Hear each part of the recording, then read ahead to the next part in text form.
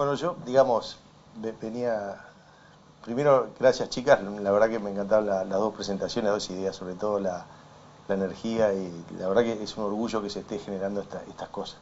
Cuando yo tenía la edad de ustedes, esto era imposible, digamos, nadie hablaba de estas cosas, el mundo cambió, digamos, sustancialmente. Y bueno, entre las cosas que uno, digamos, alguna de las ventajas que tiene ponerse viejo es que uno puede hablar de gente que conocía, ¿no? Entonces, si tengo que hablar de Steve Jobs, no es que lo conocía personalmente, nunca estuve con él personalmente, pero de alguna manera fue contemporáneo mío y muchas de las cosas que vivieron, yo las viví personalmente en todos esos momentos. Así que hoy lo que yo quería hablar era un poco una reflexión de cómo yo viví, digamos, algunos de los periodos de la historia de Steve Jobs o algunas de las cosas, cómo las viví yo, digamos, como una vivencia personal mía, no como una evaluación general ni nada por el estilo, ¿no? Así que yo la primera vez que tuve algún contacto con Steve Jobs fue, digamos, con la Apple II. La Apple II. Van a ver que casi siempre estuve en el lado contrario de Steve Jobs. Digamos, casi nunca, digamos, llegué. Creo que el primer producto que realmente terminé tocando es el iPad. Digamos, es decir, tocando en el sentido de que lo uso en el día a día de los productos de Steve Jobs. Hasta ese momento por un montón de circunstancias siempre estuve en el otro lado, digamos, en el otro lado de la luna. Cuando yo empecé en esto había dos máquinas, digamos, la Apple II y las otras máquinas que estaban basadas en CPM, todavía ni había aparecido Microsoft, eran esas dos, y de alguna manera siempre, digamos, en mi visión era demasiado cerrado lo que tenía Apple y que efectivamente después fue un criterio que él siempre llevó a la práctica, digamos. Él siempre trató de hacer productos que tuviera control total y yo siempre estuve y otra vez les digo, no es ni bueno ni malo, no quiero decir que sea, simplemente las casualidades de la vida me llevaron a estar en el otro lado, ¿no? en la parte de CPM. Después el hecho más importante que pasó en esa época es cuando empiezan con las interfaces gráficas, ¿no? Entonces, cuando sale Apple con una computadora que se llamaba Lisa. Lisa era, digamos, era una computadora que no se le podía, ya venía con 2 o 3 programas instalados, no se le podía instalar ningún otro programa. Y acá hubo un congreso en el Hotel Carrasco cuando todavía funcionaba y demás, y aparecieron con una Lisa, digamos.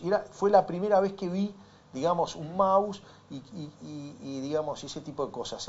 Digamos, son esas cosas que si por un lado era una maravilla, la veías que era una maravilla, por otro lado era súper lenta, digamos. Pero bueno, una versión posterior de Lisa fue la Macintosh, ¿no? Que esa es una de las primeras reflexiones interesantes, ¿no? En las cosas realmente innovadoras es muy difícil invocarle de entrada. Es decir, es muy difícil decir, estaba bien la idea, ¿de acuerdo? Pero la Lisa no servía, digamos. De hecho, la Lisa fue un fracaso grande y la Macintosh, que terminó siendo una versión más chica de la Lisa, fue la que realmente después terminó pegando. Van a ver que en la historia de Steve Jobs le pasó varias veces eso, digamos, que cuando empezó no le invocó, digamos. Es decir, a veces vemos el resultado final como que fue un éxito, pero el proceso fue duro. Y en la de las interfaces gráficas, el primer problema fue ese, digamos, la máquina esa era lenta, estaba bien, pero no andaba, ¿de acuerdo? Y bueno, y después lo que surgió es la gran pelea entre Macintosh y Windows, ¿no? Es decir, en ese momento sale la Macintosh, y bueno, más o menos en ese momento sale IBM a vender el IBM PC con Microsoft, ¿no? Digamos, Microsoft en realidad era una compañía insignificante, digamos, ahí el que tenía la fuerza enorme era Microsoft. Y el tipo se le ocurre una idea genial, porque era más o menos en el año 1984, y el tipo se gasta un montón de guita en un aviso. Digamos, no sé si conocen ustedes el libro 1984 de George Orwell. Entonces era 1984, es decir, era ese año. El libro, que se los recomiendo, hablaba sobre los problemas de los regímenes totalitarios. De ahí viene el nombre de Big Brother, Gran Hermano, que ahora después lo transformamos en un programa de la tele, ¿no? Pero el nombre de Big Brother, que lo mira todo y demás, viene de 1984 y era más o menos, describía George Orwell, un mundo donde estaba todo controlado y todo vigilado y no había ningún camino a la creatividad, ¿no? Y todos estaban vestidos de grises y demás. Y el tipo hace, creo que estaba hasta Richard Burton trabajaba en ese comercial, no estoy seguro, y el tipo hace de alguna manera diciendo que los que usan IBM PC son estos tipos vestidos así de 1984 y los creativos son los que usan la Mac, digamos. Y fue, digamos, hasta hoy se recuerda ese aviso como un aviso genial. Y esa idea de Steve Jobs de poner mis productos lo usan los buenos y los creativos y los productos de la competencia son los malos y grises, después la siguió probando, digamos, y con total éxito muchísimas veces. Si ustedes lo ven, siempre está hablando, nosotros somos lo bueno y los demás son los malos, digamos. Esa fue una constante. Empezó en 1984 con eso y después la continuó. Van a ver que en la vida de Steve Jobs hay un montón de cosas que el tipo era muy innovador en algunas cosas y era muy conservador en otras, ¿de acuerdo? Entonces, por ejemplo, una idea que le andaba bien, después no la cambiaba nunca. Una de las cosas, por ejemplo, que le andaba bien era cómo se vestía el tipo para dar las conferencias. Entonces era con championes, con vaquero y con una polera negra.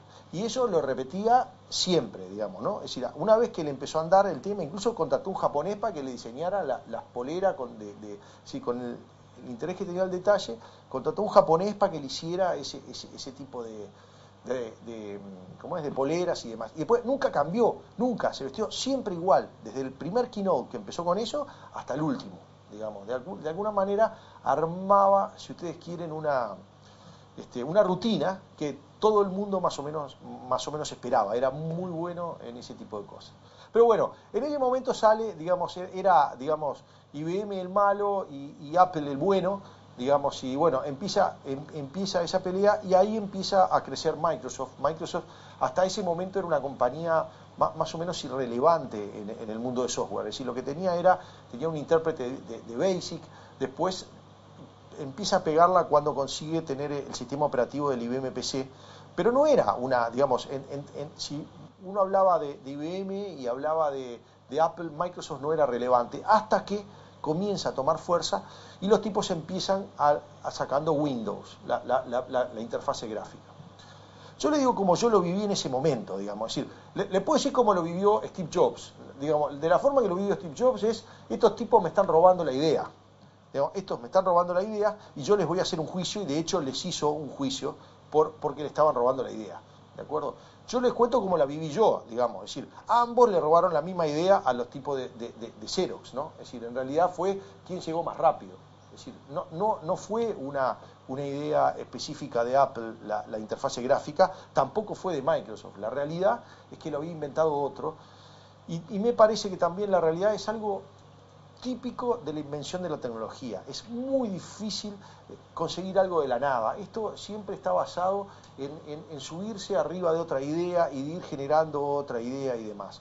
Así que yo en ese momento en realidad lo vi como algo malo el juicio que le estaba haciendo Apple a Microsoft, porque si lo hubiera ganado, cosa que lo perdió, digamos, no era porque a mí me gustaba más Microsoft o Apple, pero a mí me parecía que estaba matando la innovación o el proceso de innovación en la medida de querer mantener todo cerrado, digamos. Así que yo eso, digamos, lo viví de una forma bastante compleja. Después viene otro momento, digamos, súper interesante de esa época, que es cuando el tipo contrata en Pepsi, contrata a John Sculley, que era uno de los gerentes generales más importantes de la industria. El tipo en algún momento lo relata, ¿no? Pero el tipo básicamente lo que dice es, va y lo invita a cenar y le dice, bueno, que le da la oferta para que trabaje en Apple y el tipo, bueno, trabajaba en Pepsi, digamos, una compañía enormemente más grande y demás, y bueno, la verdad que él no estaba muy entusiasmado con trabajar en Apple, y el tipo le da esa tremenda frase que después quedó muy famosa, dice, bueno, ¿vos qué querés hacer el resto de tu vida? Digamos, ¿querés seguir vendiendo agua con azúcar o querés cambiar el mundo? Y lo convenció, digamos, le dio con esa frase realmente lo convenció. Otro que tuvo una frase, así un momento clave, así parecido, fue Bill Gates. Bill Gates en un momento tenía su compañero de estudio, que se llamaba Steve Ballmer. El tipo quería, había estudiado en Harvard y Bill Gates había dejado la universidad. Steve Jobs también había dejado la universidad. Ustedes no dejen la universidad. Entonces, Steve Ballmer, que es ahora el presidente de Microsoft, el tipo también había terminado Harvard y en un momento dice, bueno, un poco la reflexión de ustedes, ¿viste? Sigo trabajando acá en Microsoft, no sé a dónde voy a parar, no sé qué, mejor me empleo y consigo un buen sueldo. Y el tipo va a hablar con Bill Gates y le dice, bueno, mirá, me voy dice, voy a conseguir porque bueno, me puedes pagar, esto no sé a dónde va a parar. Y el tipo le dice, mirá que nosotros tenemos la oportunidad de poner un PC en cada uno de los escritorios del mundo. Cosa que efectivamente cumplió, digamos, le pusieron un PC en cada uno de los escritorios del mundo. Y ahí con eso se quedó. Los dos tuvieron ese momento de inspiración importante. El asunto que Steve Jobs, el tipo contrata a John Sculley, ¿está? El tipo vendía agua con azúcar, digamos. Y si hay una cosa que haces cuando vendes agua con azúcar, es que tenés que ser bien ordenado, digamos, ¿no? Es decir, tenés que, digamos, porque la fórmula no la podés cambiar, ahí no hay innovación. Con la Coca-Cola quiso cambiar la fórmula, se armó un lío bárbaro, ¿no? Así que lo que tenés que hacer es simplemente ser bien ordenado, bien especializado en logística, etcétera, etcétera.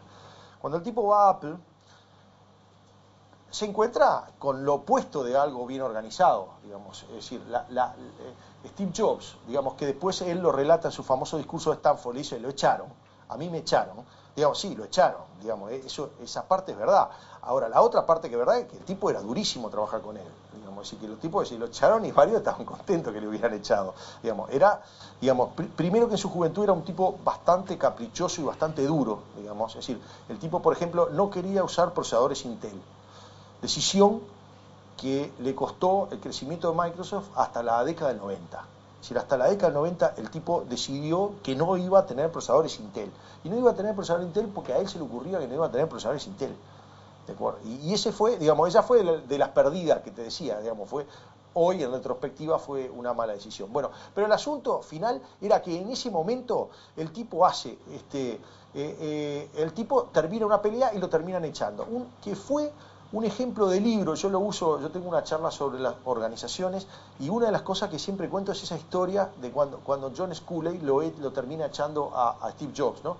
John Sculley era el tipo que lo había contratado, era gerente general, el tipo manipula el directorio y van a una reunión de directorio y dice, bueno, ¿cuál es el tema a tratar? Y el tipo dice, el tema a tratar es que despedir al presidente Steve Jobs. Y el loco dice, ¿cómo es eso? Votemos, sí, votamos, todos levantan la mano, yo había hablado con todo, y el tipo lo raja. ¿De acuerdo? Él, que fue durísimo para él, pero la realidad que tenía un lío bárbaro, digamos, dentro de la compañía, así que no es tan ni blanco ni negro, digamos, ¿no? Pero creo que fue una de las cosas que realmente lo ayudó a madurar muchísimo, ¿no? Yo en ese momento lo viví de forma dramática, me acuerdo cuando pasaban esas cosas y tuve la sensación de que si se iba Steve Jobs, la compañía no iba a andar bien, ¿de acuerdo? Cosa que no pasó al principio, digamos, en realidad le fue mejor, digamos. Es decir, se va Steve Jobs y la compañía mejoró. ¿Por qué mejoró? ¿Por qué mejora cuando se fue? ¿Eh? Claro, porque vos, de alguna manera, el tipo era un motor de cambio, ¿no? Si vos le estás metiendo cambio arriba de cambio a una maquinaria, si dejás de cambiar, en el corto plazo mejoraste. ¿Me entendés? Porque la energía que estás poniendo en los cambios no la tenés. Entonces, en el momento inicial, en realidad el tipo le fue espectacular. Los primeros resultados fueron buenísimos y demás. El problema fueron 3 o 4 años después, cuando ahí se armó el lío. Pero bueno, lo que yo me acuerdo de esa época, que el tipo se va, desaparece, no sé qué, y de repente aparece con una computadora que se llama Nest, que fue una historia también genial para mí. Era un cubo negro, no había computadoras negras en esa época, no había computadoras negras. El tipo apareció con un cubo negro, digamos, y con un nombre que fue impresionante, digamos. En ese momento dice, ¿cómo no se nos ocurrió a nosotros ponerle Nest a una computadora, ¿no? Después la historia la terminé sabiendo, el tipo contrató a un un tipo de marketing para que le eligiera el nombre. Entonces el tipo le dice, bueno, mandame varias opciones y mandame un presupuesto. Y él se ve que lo conocía, Steve Jobs, porque el otro le dijo, mira, no trabajo con opciones, te voy a mandar una sola opción y te guste o no me tenés que pagar igual. No, lo cual le funcionó perfecto al tipo, le dijo por supuesto, digamos. Y ahí le mandó Nest, y ahí fue la sigla de Nest que fue, digamos, Pero bueno, la computadora era diferente y seguía en esa línea. El tipo era un tipo que hacía cosas diferentes, digamos, a veces porque sí, a veces porque, digamos, a veces con razón y a veces porque sí, digamos. Entre las cosas que hacía diferente, al tipo se le ocurrió un lenguaje de programación que se llamaba Objective-C, digamos, que de alguna manera era una especie de competidor del lenguaje más común en ese momento, que era C. En vez del C usaba el Objective-C, digamos, uno diferente, digamos. Y esa fue, digamos, era una computadora diferente que le fue muy mal, digamos, no anduvo bien con esa computadora. De hecho, después él termina volviendo a Apple porque Apple le termina comprando. Pero bueno, el asunto que yo lo viví eso como parecía una computadora muy interesante, pero nunca llegó a nada, digamos, nunca, eso en esa línea. En esa época, digamos, que podríamos decir es del momento más oscuro de él, en el sentido del éxito y demás, al tipo hay una anécdota que para mí es de las más interesantes, que es el tipo, un día, un domingo, va un loco a verlo, a la casa, un matemático. ¿Tá? Va un matemático que se llamaba Ed Catmull Gamul. Va ese matemático y viene a hablar con él, con Steve Jobs, y le dice, Steve, dice, yo tengo una fórmula matemática que me permite hacer curvas que son continuas hasta la cuarta derivada. ¿De acuerdo? ¿Les queda claro? Entonces, la misma cara que me están poniendo ustedes, supongo yo que le debe haber puesto Steve Jobs, ¿no? Le dice, bueno, a mí, ¿qué me puede interesar una curva que es continua hasta la cuarta derivada? Digamos, ¿cuál es el interés de eso?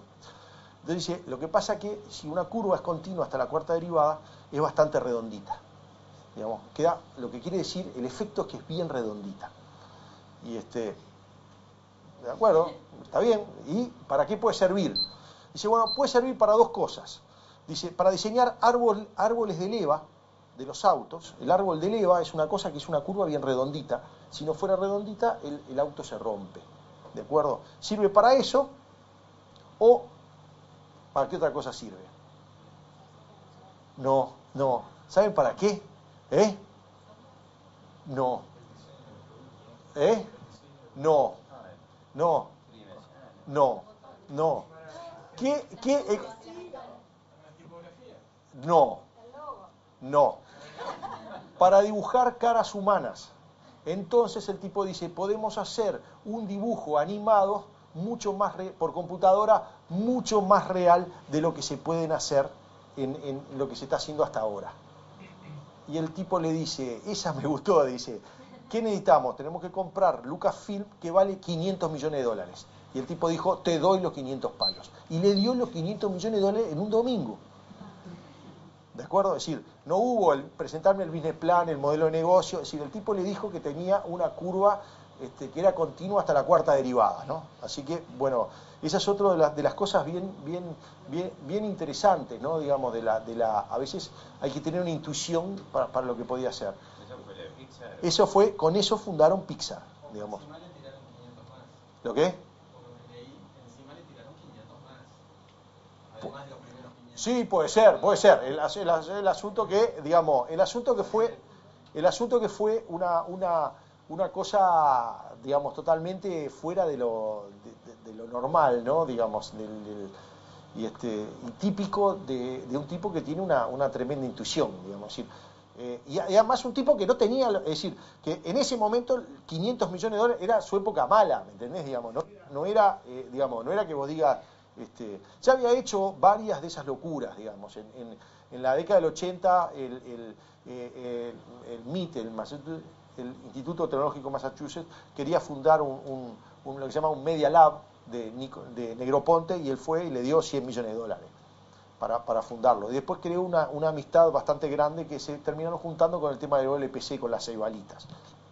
Pero bueno, el asunto que el tipo le dio y con eso fundaron Pixar y creyó en eso. Otra de las cosas bien interesantes de Pixar fue que, fíjense en que lo fundó Steve Jobs y un matemático. Es decir, el tipo era un matemático. Es decir, todavía sigue siendo, creo que hasta ahora sigue siendo el presidente de Pixar, el matemático. ¿Tá? Es decir, que no era un artista, no venían del arte, venían de la tecnología pura y dura.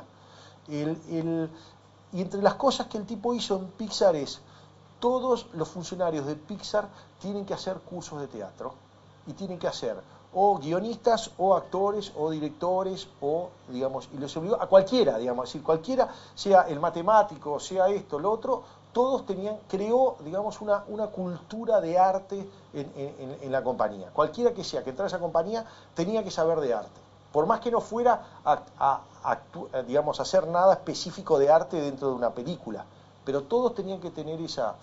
Y ese concepto, digamos, o digamos, esa sensibilidad que él ha tenido para arte y tecnología, es una cosa bien rara y me parece bien única de Steve Jobs, ¿no? Digamos, él tenía una altísima sensibilidad por el arte y bueno, y una altísima sensibilidad por la tecnología.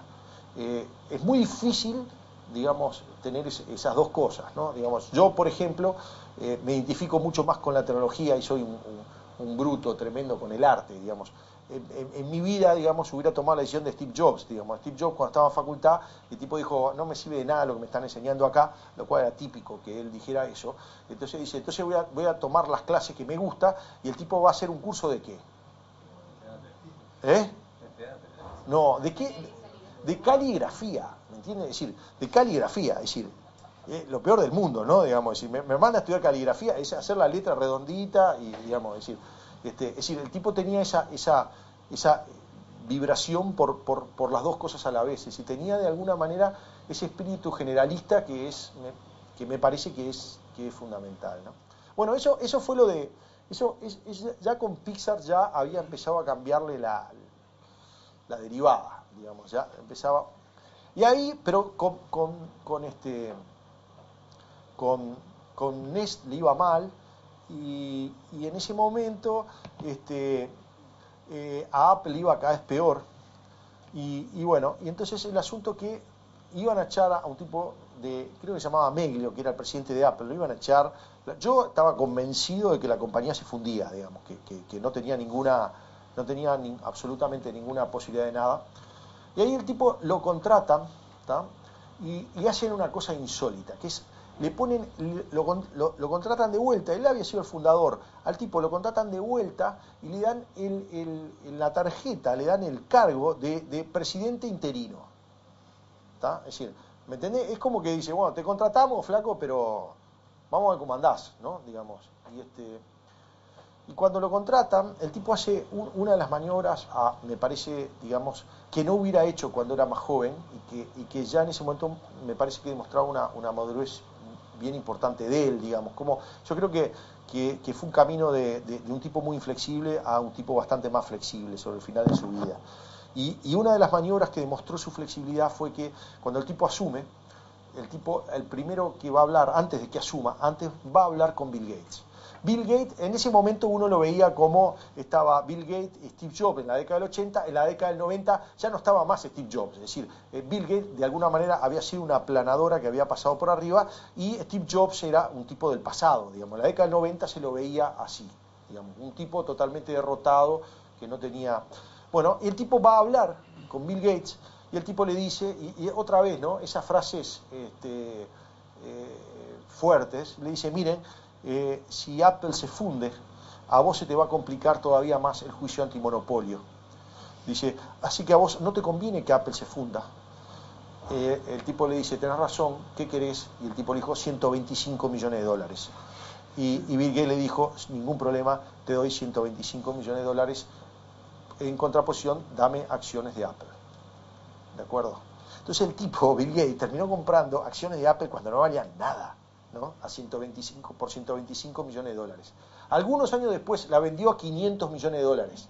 Pero si la hubiera conservado ahora, no sé lo que tenía, ¿no? La acción anda por $500, es decir, no, es incalculable la plata que hubiera hecho. Pero el asunto es que fue él a su archienemigo, digamos, fue al tipo decirle, dame la plata, digamos, para poder hacer esto. Y el tipo ahí dijo una cosa, cuando él asumió, él dijo una cosa que también me quedó grabada, porque pocas veces alguien tiene esa capacidad de demostrar lo que uno dice. El tipo dice, yo tengo un plan. Dice, yo tengo un plan para salvar esta compañía. Y yo la verdad que cuando lo leí dije, viste, sí, todos decimos lo mismo, viste, pero imposible. Es decir, para mí desaparecía. De hecho, hay un momento cuando le preguntan a Michael Dell era presidente de Dell Computer, ¿qué hubiera hecho si él era Steve Jobs? Le preguntan, dice que, ¿qué hubiera hecho si él lo nombraban presidente de Apple en ese momento? Y el tipo dice, mire, yo lo que hubiera hecho, la parto en pedazos y vendo cada uno de los pedazos. Con esa franqueza de los americanos, dice eso. Steve Jobs no dijo nada. Muchísimos años después, en determinado momento, Apple tiene una cotización mayor que Dell en la bolsa. Y el día que Apple tiene cotización de Dell en la bolsa, Steve Jobs manda un mail a todos los empleados, pero obviamente era para la prensa. Le dice, amigos de Apple, dice, ustedes saben que los precios de las acciones van para arriba y para abajo, dice, uno nunca sabe, pero les quiero recordar que hoy Apple vale más que Dell.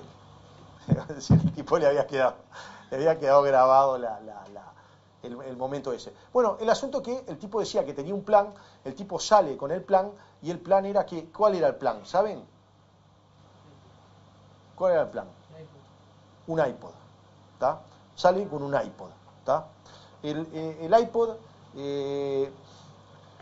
la anécdota que tengo para contarles es el tipo, el día anterior, bueno, una de las cosas típicas de Steve Jobs, él hizo siempre lo contrario de lo general. En general, la tendencia más grande es empresas cada vez más transparentes, empresas cada vez más abiertas. El tipo era una empresa cada vez más cerrada y el secreto cada vez más fuerte.